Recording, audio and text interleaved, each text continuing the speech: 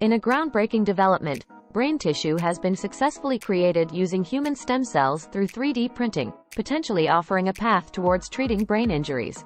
Researchers at the University of Oxford have demonstrated for the first time that neural cells can be 3D printed to replicate the structure of the cerebral cortex, the brain's outer layer.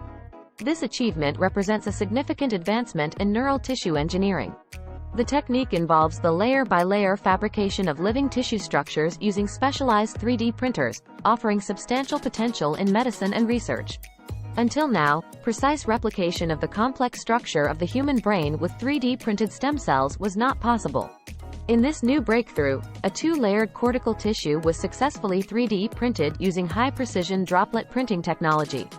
Thousands of human-induced pluripotent stem cells, HIPSCs, capable of generating various human cell types for therapeutic purposes, were used.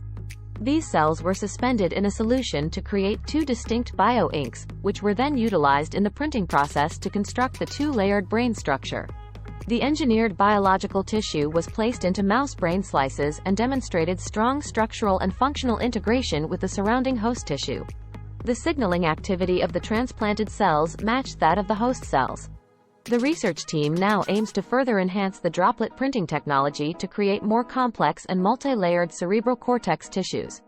Brain injuries, caused by events such as trauma, strokes, and brain tumor surgery, can result in significant damage to the cerebral cortex and impair cognition, movement, and speech. Currently, there are no viable treatments available for such injuries. Tissue regenerative therapies could provide a potential solution. This advancement offers hope for individuals who have sustained brain injuries by potentially providing personalized implantation treatments for brain repair. In addition to addressing brain injuries, the engineered tissues could find applications in drug testing and research on brain development. Thanks for watching. Please consider subscribing to support independent news.